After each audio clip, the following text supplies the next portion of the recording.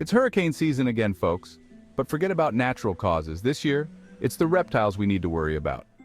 Turns out, those hurricane generators the US government swore were just a conspiracy theory, they're real. And they're not making margaritas.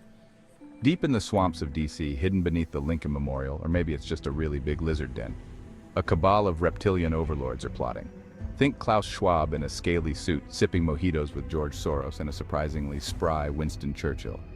Their goal? To unleash hurricane hell on unsuspecting MAGA towns, of course. Why? Well, it's all part of the grand plan, you see. The Great Reset, they call it.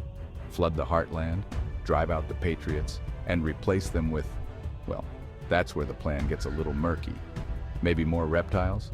Giant iguanas playing poker on the ruins of Walmart? Your guess is as good as mine.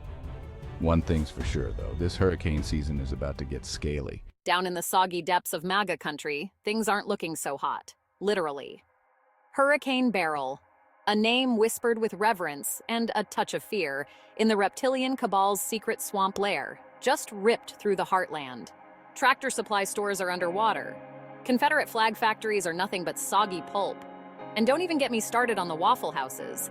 It's a disaster of epic, syrupy proportions. The worst part? It's not just the wind and rain, it's the other stuff. Strange lights in the sky, unidentified swimming objects in flooded basements, and the constant unnerving chirping of, are those crickets? Or something scalier? One thing's for sure, something fishy is going on, and it smells a lot like wet reptile. As if things weren't bad enough in the wake of Hurricane Beryl, there's a new feathered freakout sweeping the nation: headless geese. That's right, folks. Geese. Minus the heads.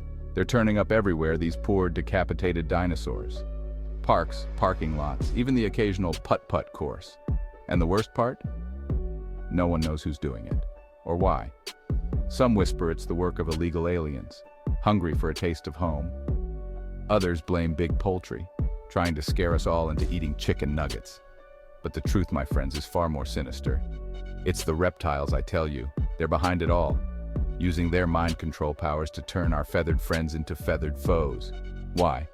To distract us, of course. While we're all busy freaking out about headless geese, they're free to carry out their nefarious plans. Don't be fooled, America. The geese are just the beginning. Next it'll be the squirrels, then the rabbits. Then, who knows? Maybe even your beloved family pet. Sleep with one eye open, folks, and maybe invest in a good pair of poultry shears. Remember FEMA?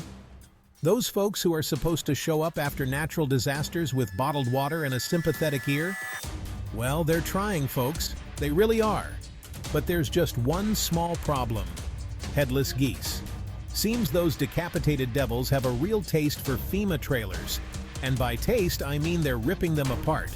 Tents, cots, emergency rations, it's all fair game for these feathered fiends.